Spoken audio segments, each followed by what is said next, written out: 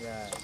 Jadi itulah sedikit barangkali bisa menjadi pertimbangan bagi sejarawan kita, budayawan kita ya. Kalau hanya kita melihat yang ada, lontara yang ada, jadi bagaimana yang tidak ada lontaranya, bagaimana tapi ceritanya ada, kisahnya ada. Buktinya juga ada referensi dari silsilah. Mustahil juga sebagai keturunannya Wali Songo yang ada di Jawa menyimpan silsilah bahwa di situ dijelaskan bahwa Syekh Jamaluddin Al-Akbar Al-Husain ini wafat di Wajo, Makassar. Kan dia jelas keterangannya di silsilah di situ. Jadi bagaimana caranya pun kita menjawab tuduhan-tuduhan negatif bahwa kan misalnya dilihat juga pun di Jawa kan ada juga makamnya itu Syekh Jamaluddin. Sementara di Tosora juga. Kenapa Kalau bisa? saya menjawab begini, Ya. artinya sebagaimana awal tadi bahwa awalnya kita tidak tahu beliau. Ya. Namanya saja pun kita tidak tahu. Yang ada di catatan sejarah dari cerita Lisa yang turun-temurun dari orang tua itu bahwa dulunya ada Haji Aceh, ada Seta Tosora, ada Petawali, hanya nama itu saja. Entah yang mana nama beliau di situ. Ya. Karena orang Bugis itu enggan menanyakan nama seseorang. Itu saking santunya orang Bugis itu. Berarti hanya diberikan gelar pun di. Jadi hanya Ya. ketika dia dari mana asalnya? Oh, dari Aceh. Nah, dia gelar haji dari Aceh, ulama dari Aceh. Ada dari Aceh. Bukti ada makam dengan motif Aceh, Ya. Sumatera.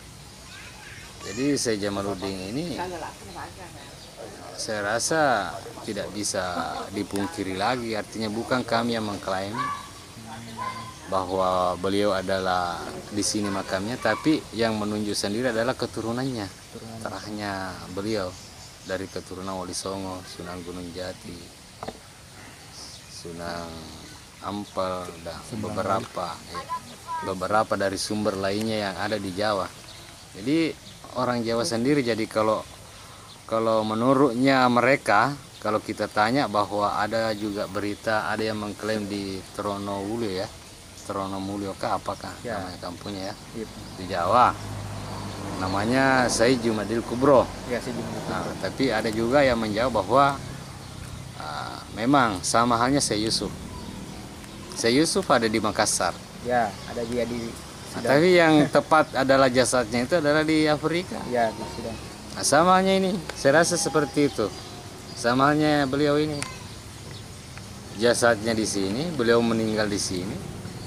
Kalau dilihat dari silsilah, Ya. wafat di Wajo, Makassar. Nah, satu-satunya Wajo tempat bermukim para ulama ini ya itu. Karena di sini adalah pusat perdagangan di Tosora inilah, dan memang di Tosora adalah pusat ibu kota kerajaan Wajo.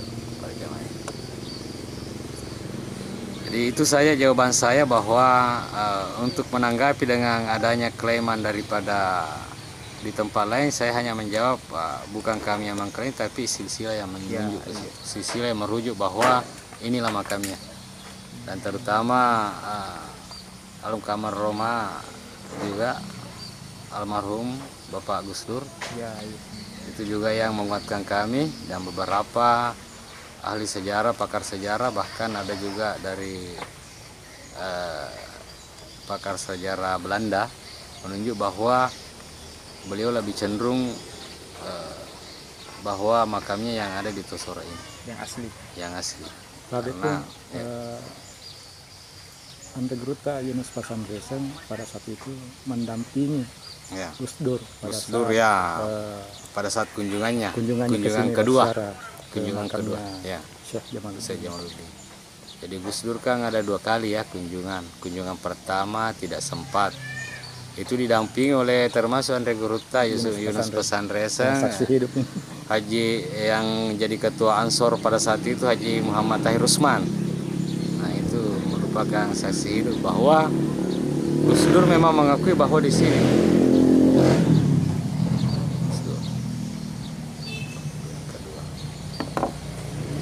Tadi pun Syekh Jamaluddin Al-Akbar Al-Husain ada kewija keturunannya di Tosora. kalau menurut dari buku yang terbit sekarang Ada ya, kalau beberapa juga orang yang berpendapat di sana di saja tidak mustahil lah seorang ulama ini tidak ada keturunannya. Di Tosora. Ya, tapi ada yang mengatakan bahwa pernah menikah dengan anak Raja Goa. Anak Raja Goa. Ya. Nah, jadi mungkin sumbernya dari situ, dari istrinya Goa.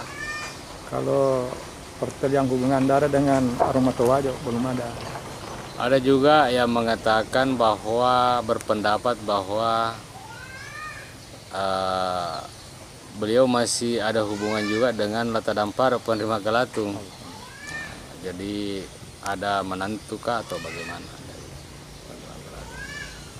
Dan memang kalau diperhatikan daripada silsilah yang ada di Wajo, setelah lahirnya demokrasi yang ada di Wajo, Maradeka atau Wajo Najaji yang alena Maradeka, tanah MIA, tanah Yamake, tanah pada Manang, ada Asia Maturusan namanya Papua. Maksudnya di situ lahir hak-hak manusia, semua sama.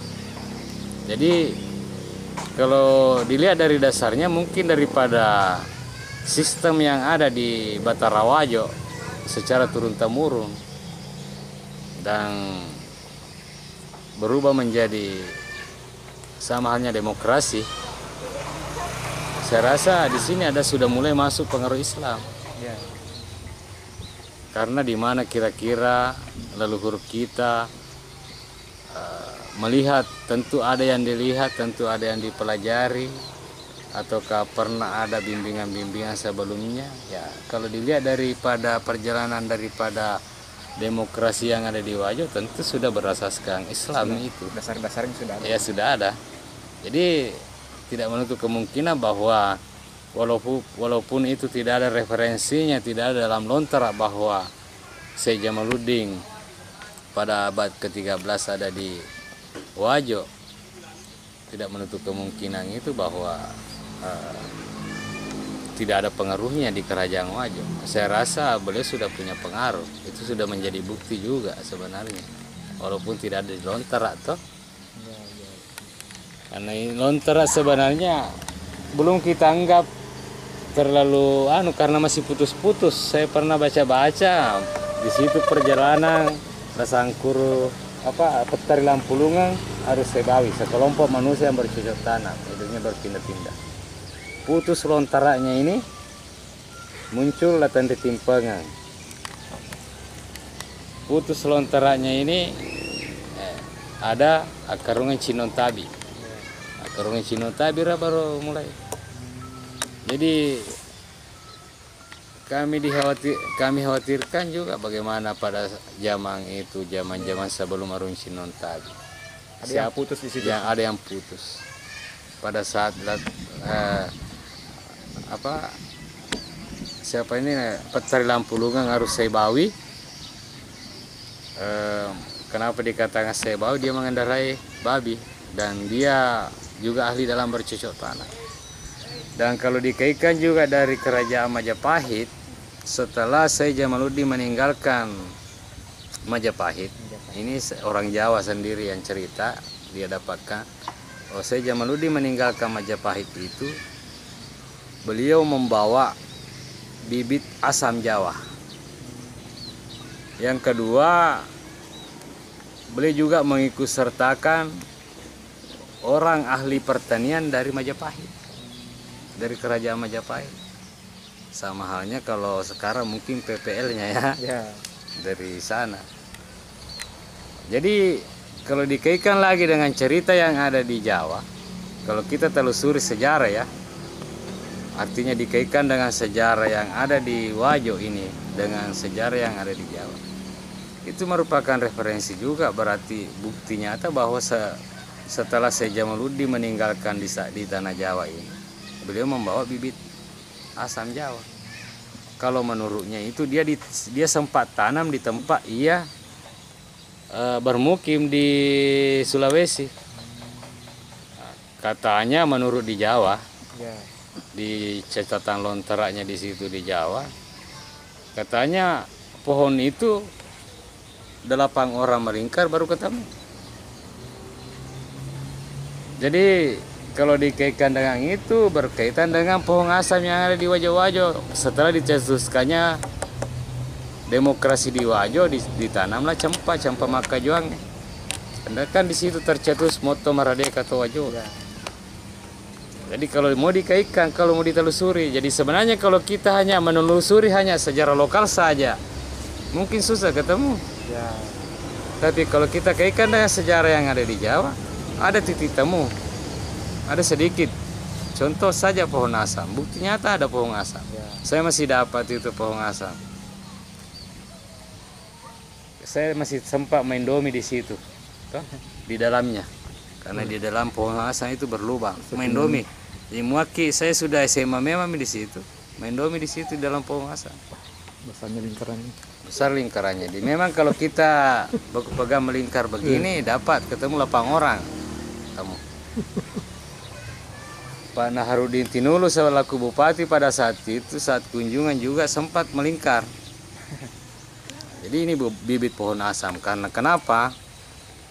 Pohon asam ini merupakan simbol daripada metode daripada kegiatan pertanian juga. Ada tanda-tanda alam yang di situ dari pohon asam, seperti kalau mulai ada bunganya itu, berbunga dulu ya, ada bunganya itu menjadi tanda bahwa tidak lama lagi akan begini curah hujan. Ada tanda-tanda di situ, tanda-tanda alam yang diberikan pohon asam itu untuk sebagai pedoman daripada pertanian kita. Dan sesuai dengan cerita yang di Jawa, dan sesuai juga dengan ceritanya Lata Dampara, penerima Galatu berhasil dalam segi pertaniannya. Pada saat kalau dikaitkan dengan cerita di Jawa itu, Syekh Jamaluddin meninggalkan di sana beberapa rombongan, membawa beberapa rombongan orang, termasuk di dalamnya ada salah satu ahli pertanian. Coba bayangkan, membawa bibit pohon asam. Karena itu menjadi itu tadi dijadikan tanda setelah tumbuhnya ini pohon asam yang ada. Jadi makanya kalau sekarang itulah sedikit memang agak karena memang agak terkadang juga orang beda pemahaman tentang sejarah, terkadang juga bahwa hanya mengandalkan daripada referensi dengan lontara yang ada. Jadi kalau hanya kita mengandalkan dengan lontara yang ada sekarang, seperti yang ditulis Prof kita Zainal Abidin tentang lontara suku Nawajo, barangkali kita sebagai generasi muda perlu melanjutkan itu, mengkaji lebih dalam lagi tentang terputusnya daripada Petari Lampulungan Ngarisi Bawi, Arusai Bawi, terputus lontaranya sehingga selang waktu itu siapa di situ, sehingga muncullah Tenri Timpengan di Boli. Dan setelah Tenri Timpengan muncul lagi dan lainnya toh. Jadi makanya itulah tugas kita sebagai generasi muda sekarang ya, bagaimana menggali lebih dalam dan mencoba mencocokkan dengan cerita-cerita yang ada, cerita lisan tutur yang ada, dikaitkan dengan kampung yang disebutkan. Sama halnya kalau ceritanya enaknya Pajung Ngerilu terkena penyakit kusta dan terdampar di Tosora. Itu kan bisa digali di cerita sejarah lu, apakah ada? Itu tugas kita sebenarnya, tak? Kayaknya ada 3 versi. Iya. Ada yang mengatakan tidak ada itu, tidak benar itu cerita. Tapi toh masyarakat secara turun-temurun kok mengatakan bahwa itu benar. Itu bukan cerita mitos saja, tapi memang benar adanya, karena buktinya katanya Sakoli itu karena di situ Saka Oli. Makanya dinamakan Sakoli. Majaulan. Pohon bajo itu kenapa dijadikan lambang di Wajo? Karena memang disitulah dijilat oleh kerbau. Karena memang pohon bajo ini tempat berteduhnya para kerbau-kerbau yang ada di Wajo pada saat itu. Di hutan ini, itu masih hutan, tempat bermukim kerbau. Kalau menurut orang tua dulu, saya ajar 40 juga ya. 40 juga kerbau berteduh di bawah pohon bajo saking besarnya. pohon baju ini masih ada buktinya, Ya. masih ada bukti lubangnya di situ sejarah.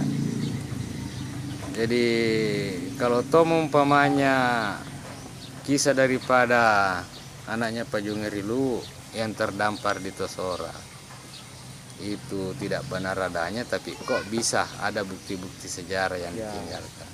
Kalau umpamanya toh Syekh Jamaluddin ini tidak benar adanya karena tidak ada referensinya sesuai dengan lontara yang ada, tapi toh kenapa orang Jawa tahu, Ya.